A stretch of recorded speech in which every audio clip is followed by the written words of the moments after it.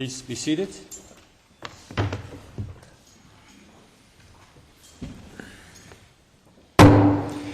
I hereby open this ceremony, convened by the Academic Board of Wageningen University, in which Walter Victor Castro Aponte is offered the opportunity of defending a thesis with propositions entitled Non-Governmental Organizations and the Sustainability of Small and Medium-Sized Enterprises in Peru, an analysis of networks and discourses.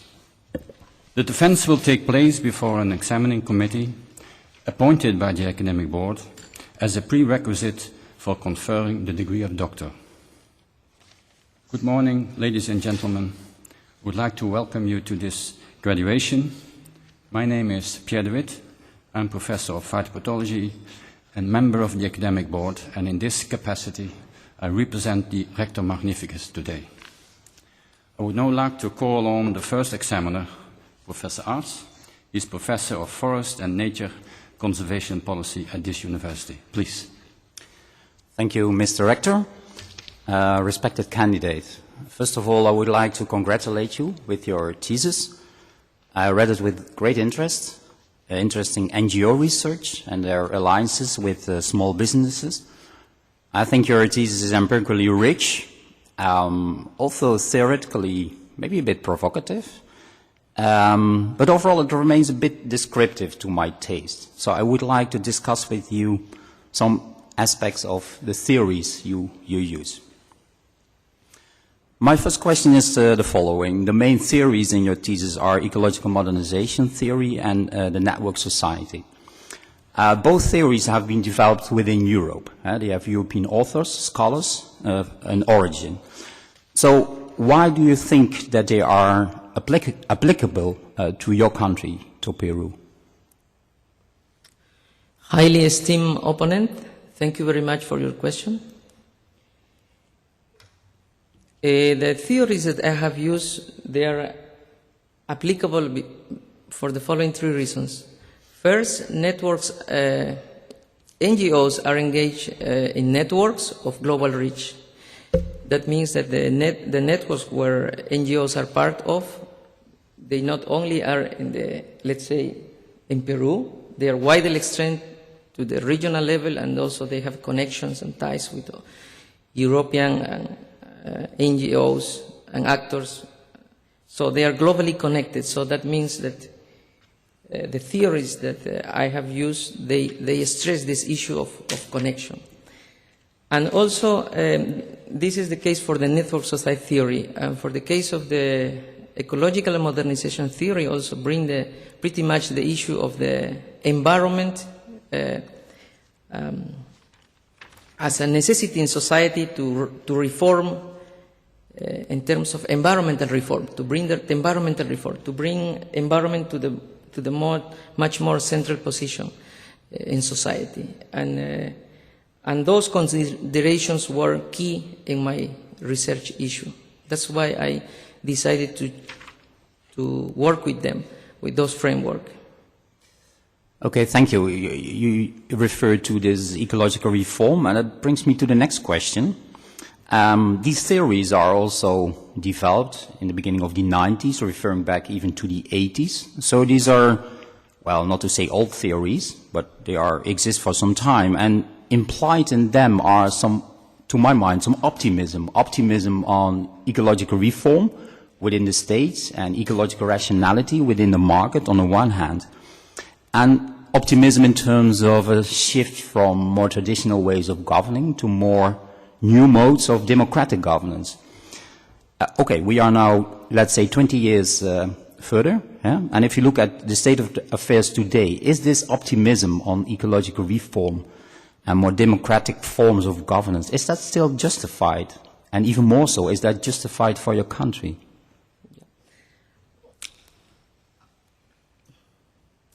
It's clear if we see in one hand the research so far, but also what is going on in the practice.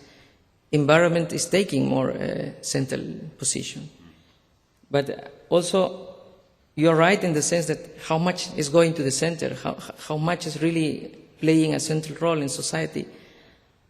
And I would say cases like I was looking at in this research shows that if some optimistic comes, wouldn't come from the state. At my case shows they are coming from civil society or business actors. So I would say they are the actors who are bringing or trying to answer how we can bring environment to the more central position in society. And in that sense, I would say that a lot of insights is bringing these cases for finding a better way of arrangements or how society can deal with this issue of environmental governance. And related with because the two questions that you might have related, unfortunately, from the country where I come from or the region where I come from, not much theoretical also studies. Most of the universities of people has involved in research, they operationalize theories. And it's a pity because we over there has a plenty of new insights and new inputs that can help much to understanding all this, what is going on with environment and the issue of reforming in society and at the global level. So at least this is the idea of this research, bring new issues, new understanding, new insights, and bring to the academia, to the arena, so in order we can discuss that. Yeah, this is a nice bridge, so to speak, to my next question, because I was wondering what you did to update these theories from the 90s with the new insights from your country. And I know in your last chapter you're reflecting upon the theories, but could you again say how you renewed these, to some extent, in my mind, already old theories? Okay. I will summarize my answer with two ideas. First, I would say one of the main contributions, for instance, in the case of the ecological modernization theory, is that, of course, reality is different in Europe and how also the theory has been developed. And I think it's clear that environment has to go to more central position next to the economic rationality. That is clear. But what I found out from my research is that, for instance, if we want to address small companies, small and medium-sized enterprises in countries like Peru, we need to consider the social rationality. We need to consider issues like working conditions. We need to consider issues like employment. So those issues that are not strictly in the environmental rationality, but those issues are so close to the small and medium-sized enterprises. And those issues, as we saw from the research, from the case studies, can contribute much for further greening, let's say, to move the small and medium-sized enterprise in the path of sustainability. So this, I have to say, one of the main contributions. And the second one, contribution of the research has to do with this issue of collaboration. Collaboration that is going beyond of a single type of actors, in this case as the collaboration between the small and medium-sized enterprises and the NGOs. And the collaboration, not only NGOs that are located in Peru, but also NGOs that are located far away places like in the Netherlands. So they are connected, and also in the case of a few small and medium-sized enterprises that are connected with in the value chain with more larger companies, and also usually those larger companies are far away. But then, besides that they are not in the same place, they are connected. Why they are connected? Because they have something in common, like shared values. In this case, issues related with sustainability. Okay, thank you. Do I still have time? Yes, there's still time for a short question. Yes. Well, the topic is power, and that's never short. But anyway, let's try to keep it short. On page 43 you define your conceptualization of power within the concept, within the framework of network society. And you mainly define it as flows of resources, connections, and values held by key actors. So your power perspective is very actor-oriented. And then I'll ask myself, what about the power of the network structure itself, or the power of discourse, or some more power processes at the structural level? Did you take that into consideration? And if not, why not? Might you reframe your question? The last part, please. Well, let me put it into question. Is it true that your power conception is mainly actor-oriented? Yes. Yes, because... Okay, thank you. Then my next question is, why didn't you take into account the power of the network? So the networks also have power over actors. Yeah,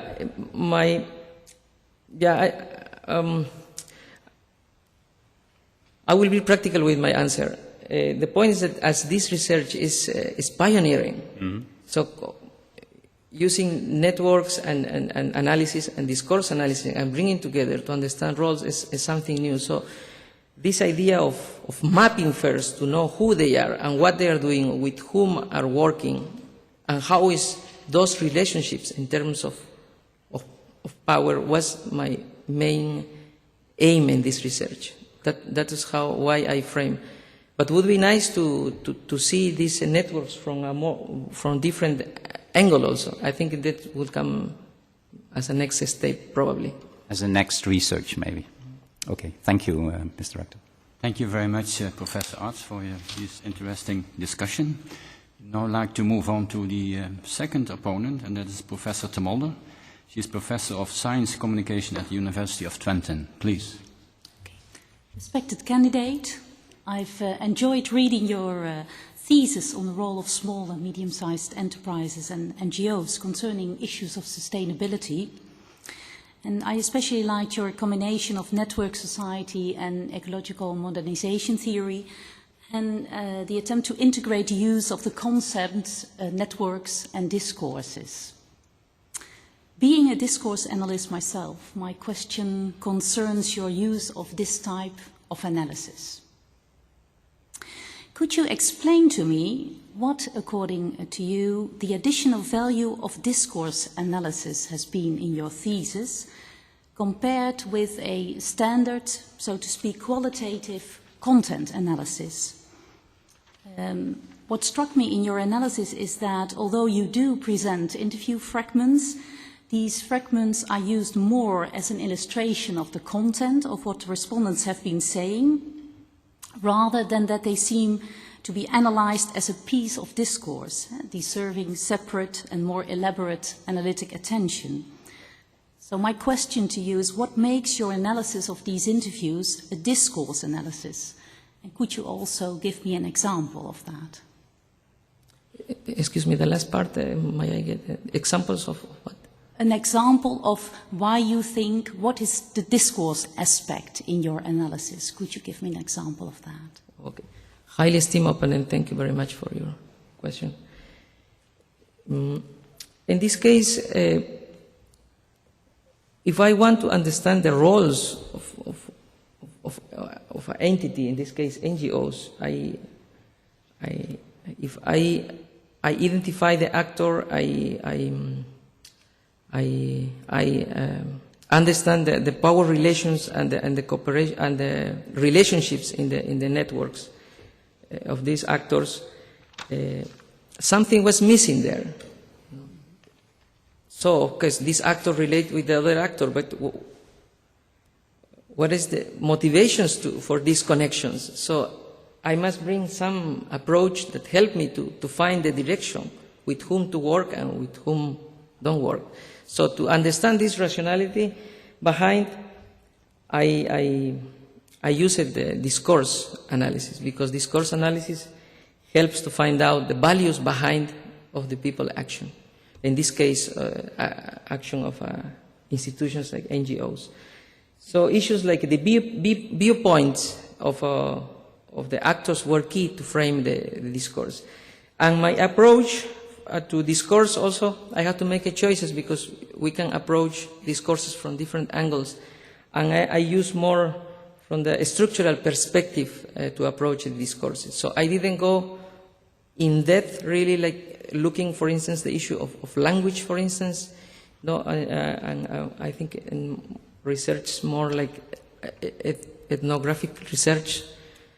Other type of research also is, they use this approach. But in this case, as my aim was mapping the discourse. So, because this is, let's say, a virgin field, no? It's hardly to know what NGOs are thinking when they cooperate with small and medium-sized enterprises. And also, so far it was hard to know why small and medium-sized enterprises cooperate with certain NGOs and not with others. So, and then I would say to finalize my answer, I had to use a more a structural perspective to map the discourses and not really go deep in the words that they use and the way that, for instance, they frame when you read in the part of, in the section of metaphors, for instance, and has much richness, those metaphors, to go further even in the analysis of the discourses.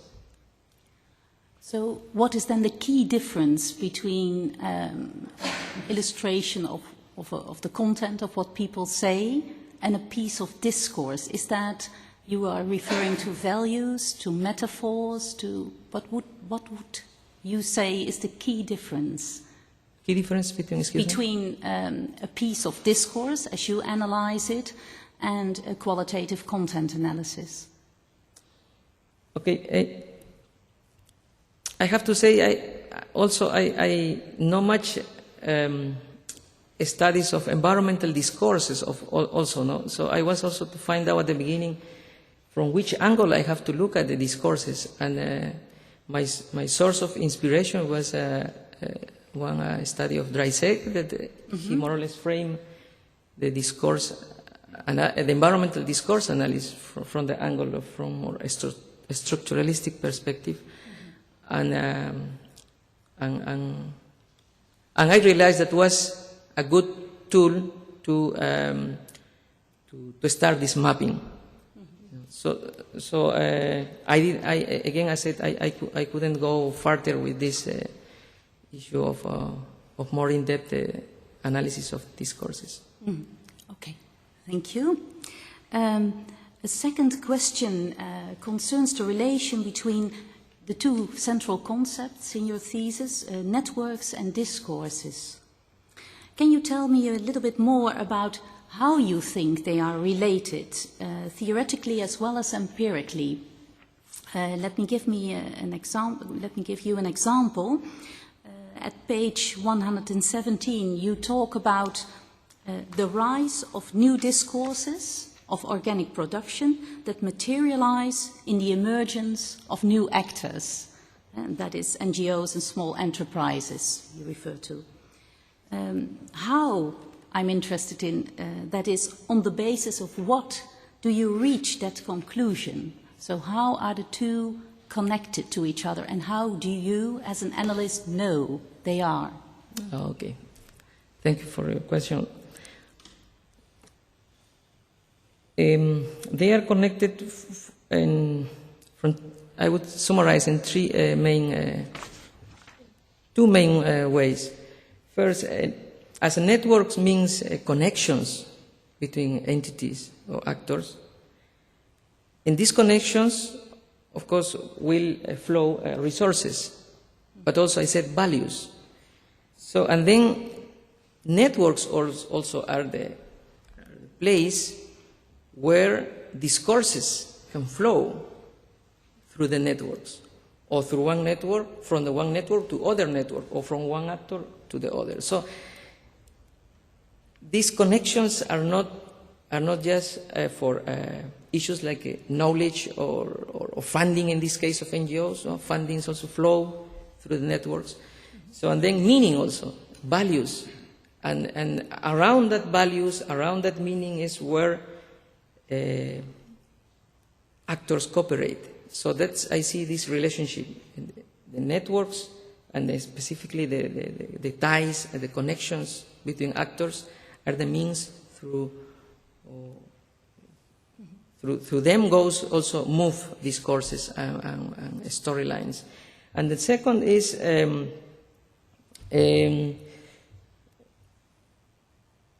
also discourses can be originated in a setting of networks. Network is a rich space where actors interact. So as an interaction comes, new discourses can come in, or new insights of a discourses, or new new ideas, new ways to frame issues. And I would say those are the main issues, how networks and discourses are related. And how then would you say, do they materialize? Can you give a little bit more reflection on that? Can you help me with in which part is this, in order that I can... Well, in the quote I gave you, you talk about the rise of new discourses that materialize in the emergence of new actors. And I can see that you define that relationship as vice versa, networks and discourses, but where does the materialization come in there? Can you say a little bit more about that? Do you mean, excuse me, the materialization of the discourses? How do then networks emerge in practice, or how is the relation between how discourses are put into material, whatever, relationships? Oh, okay.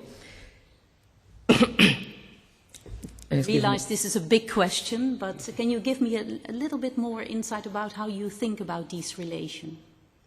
Okay. I think in practice, for instance, because the second part of your question has to do with a more practical view, and I think in practice, those networks of NGOs are so close with small and medium-sized enterprises, and then a small and medium-sized enterprise have a particular way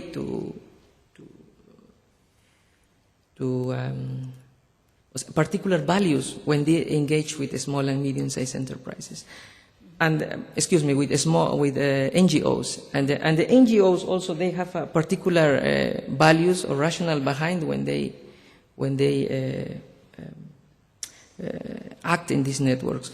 So, and then this interaction, I think, is this interaction of two different aims, because actually small companies are not the aim of bringing, let's say, some help or support to somebody as NGOs do. So it's clear that the small and medium-sized enterprises, the main aim is to bring products to the market and play in the market. So this is clear.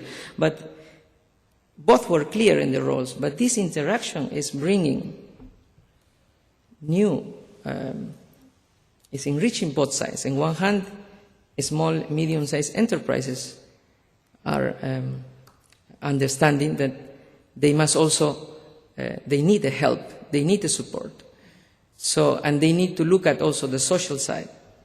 And then NGOs also realize that if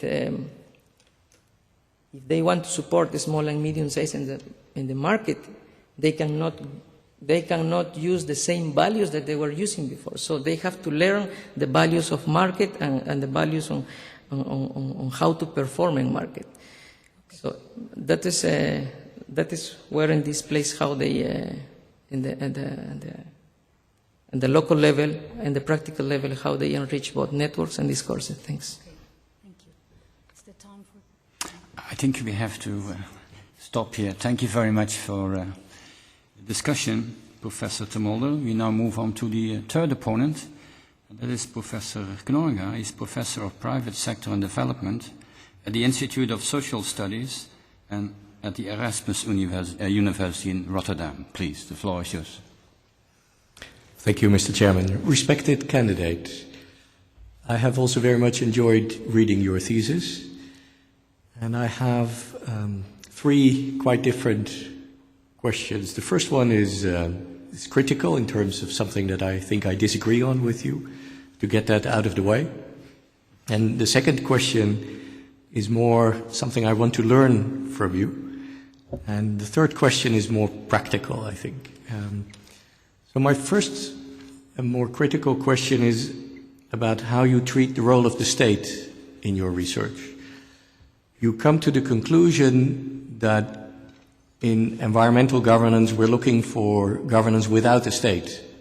Towards the end of chapter 8, this is the way that you finish. I want to take issue with that because in my experience, if you look at environmental and social governance initiatives in the last 10 to 15 years in many different countries, I think the conclusion of private and civic initiatives is basically that they can only go so far unless they are able to also bring in the state. And of course I understand that you see an ineffective, perhaps a corrupt state, and you want to look for an alternative. At the same time, my conclusion from all other kinds of research is that without bringing the state back in one way or another, many of these initiatives will not be able to actually sustain themselves. Could you respond to this issue? Highly esteemed opponent, thank you very much for your question.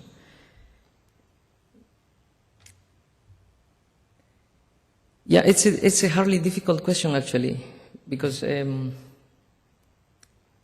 but something I will speak clearly. A state must be there, somehow some actor that coordinate and play the role that a state is playing. That is not the business role, and that's not the role of civil society. That is, I have cleared that. But let's say in the case of Latin America, in the best case, they will play again a secondary role. They cannot be, even if they are important and a state must be there, but they are not anymore the main actor, the center where all the decision has to come through. Because even in the base case, that wouldn't work, because it's something related with the structure of how is a state, which at least in Latin America and particularly in Peru have shown that doesn't work anymore. So, and you are right in the sense that I agree with that the challenge to sustain this new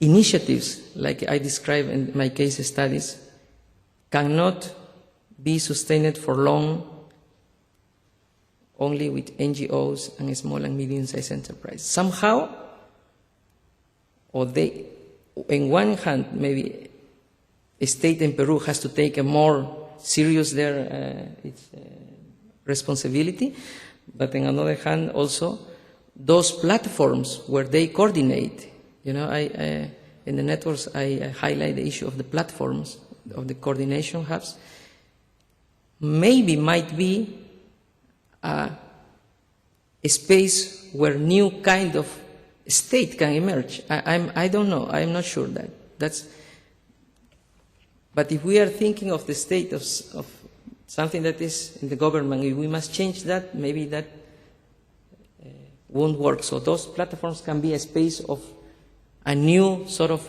governance mechanism.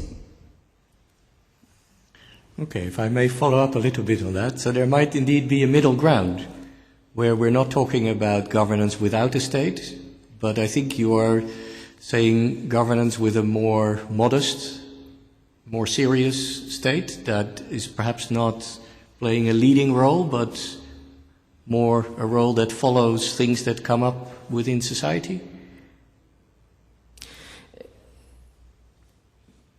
Again, to build up traditional states in Latin America or Peru is not feasible.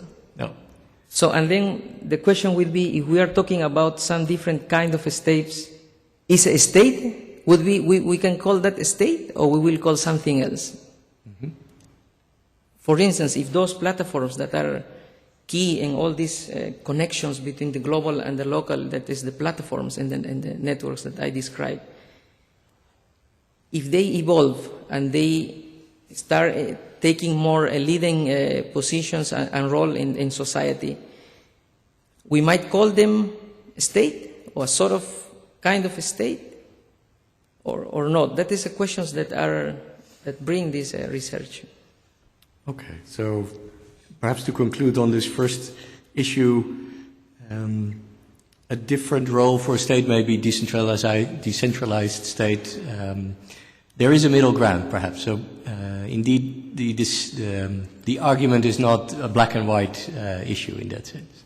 Now, on the second issue, what I found one of the most intriguing parts of your thesis is you identify two modern discourses, as you call them, liberal market discourse and the social movements discourse, as two fundamentally different ways of viewing life, social relationships, economic relationships. And yet, this relates to the optimism point that was made earlier. You indicate that you see possibilities for NGOs working on the ground to actually reconcile these differences in the way in which they engage with small, medium enterprises on environmental issues. I would very much like to believe this. So I would like to ask you to tell me a bit more about why you seem convinced that reconciling these fundamentally different discourses at local level is actually possible. Thank you for your question. Again, I would say difficult to answer because even if these two, let's say, discourses they are opposing, you know, the social movement discourse and the liberal market discourse. Of course, in the discourses of these case studies show that somehow they are bringing these two issues together. But as I state also in the research, they are not free of tension. Mm-hmm. Tension has not vanished, and the struggle for power has not vanished. That is something clear from the cases. But what makes different of the previous struggle between the traditional, let's say, more conventional liberal market discourses and the social movement discourses is the issues at stake. The tension now in the sustainability discourses of a small and medium-sized enterprise has to do who is with sustainability and who is something like against too. So just to make in simple words. So, and then no matter if the actor is in the local level, in the international level, wherever might be the actor, if share values in terms of sustainability, so they will be engaged. So, and then tension, I would say, is there, and then the question might be how they are dealing the tension, because they are working together. So somehow they have mechanisms in the discourses and in the relationships, in the networks, in order that they can overcome tension and at least reduce the effect of tension. And what they do in the most of the cases, let's say the organic production case is the much more richer in this issue of how to deal tension.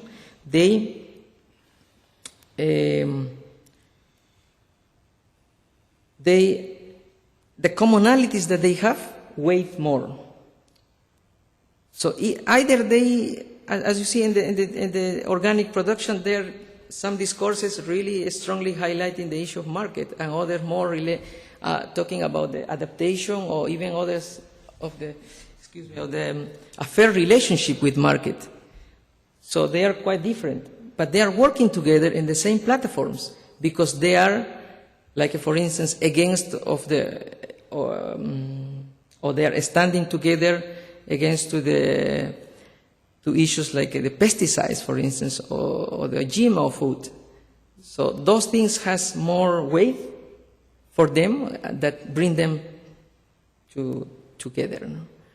And of course, in other networks like sustainable production, they have a much more very different approach. They just don't. They just don't collaborate. Each one is doing what they have to do.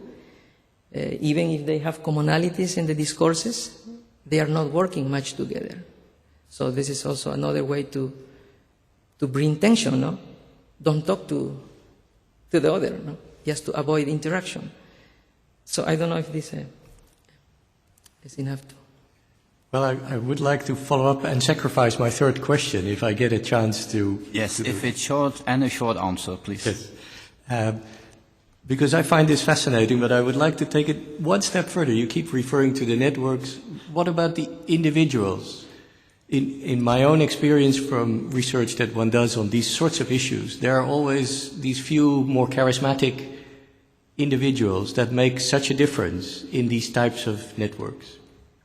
Could you give me one example of a person that was able to actually reduce these tensions in a way that it was convincing for the people around them that would otherwise be caught in these tensions? Yeah, I found several actually, but I will refer just one of them.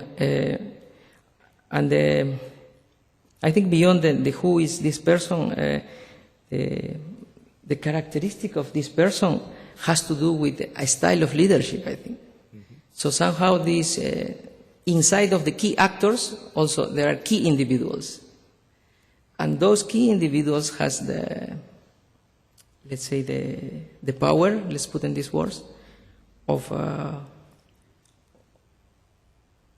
connect to people and appeal people also. They appeal using their personal discourse, their personal viewpoints, which people also get that they are also sharing. So I would say is the leadership style of this person, which is, and in that sense, again, organic production network and the business social responsibility networks also in a bit less extent, but they both are rich with these two, with these leadership styles that is playing a major role at individual level, I would say. I hope you're satisfied with this answer. Well, thank you very much for the discussion. We now move on to the fourth opponent, and that is Dr. Arce. He's Associate Professor at Rural Development Sociology Group at this university. Thank you, Mr. Rector. I want, if it's possible, first I want to congratulate you for a really exciting and social relevant, I think, study. And following some of the questions, I wonder if you could actually read to see proposition number 2, and from there I want to make you see some questions. Thank you.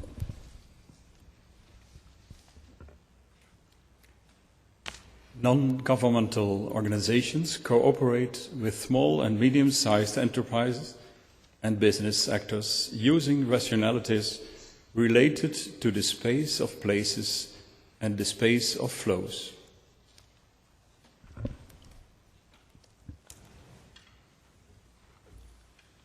My first question, listening, quite interested in terms of the answer you have provided. That seems to me that,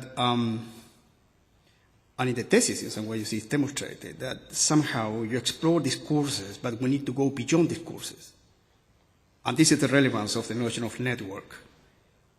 But at the same time, if discourses are not so important because degrees of transformation are taking place there through this kind of other connections, how could you describe network as something more than just connections? Highly esteemed opponent, thank you for the question.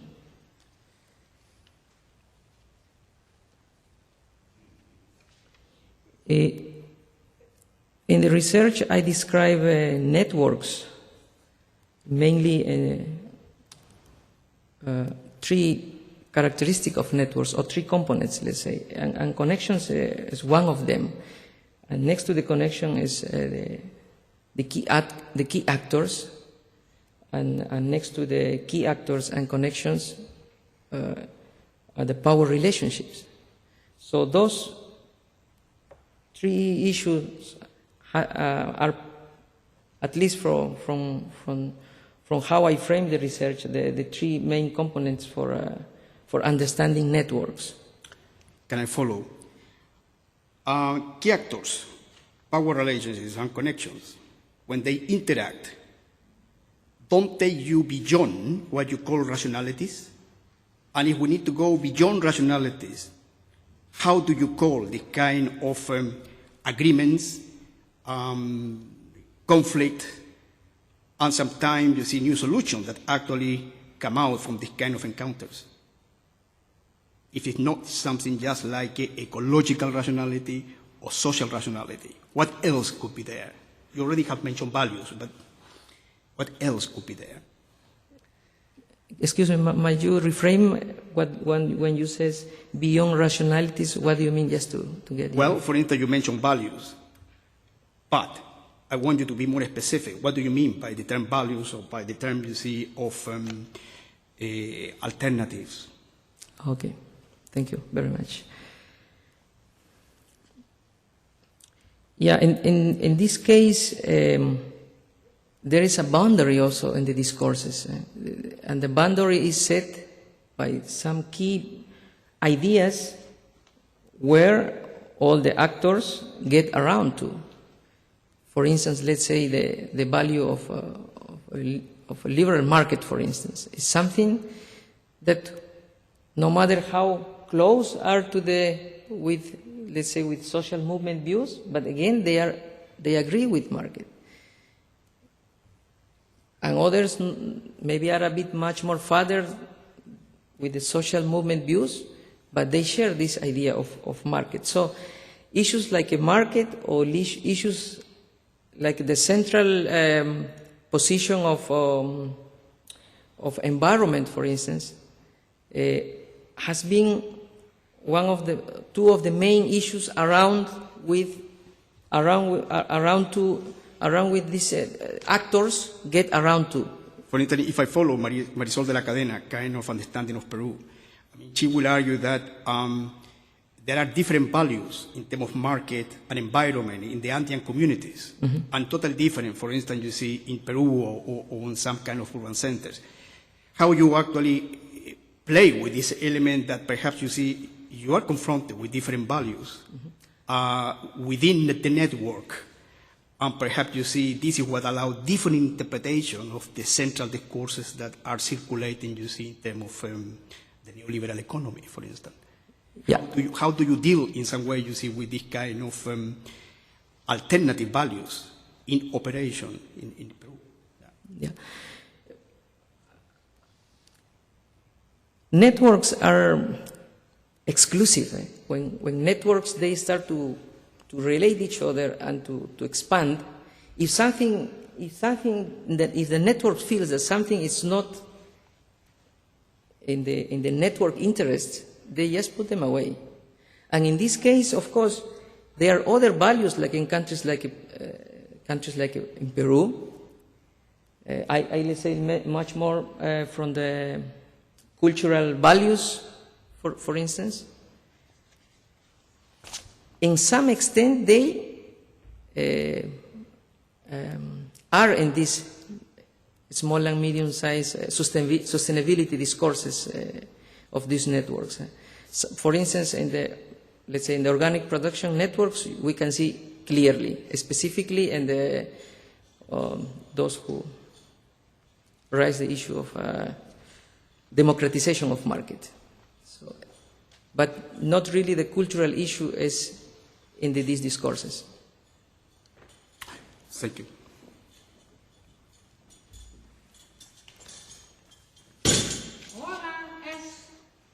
Well, thank you very much, Dr. Arce for this contribution and the questioning. I adjourn the meeting, and the examining committee will now withdraw for consultation.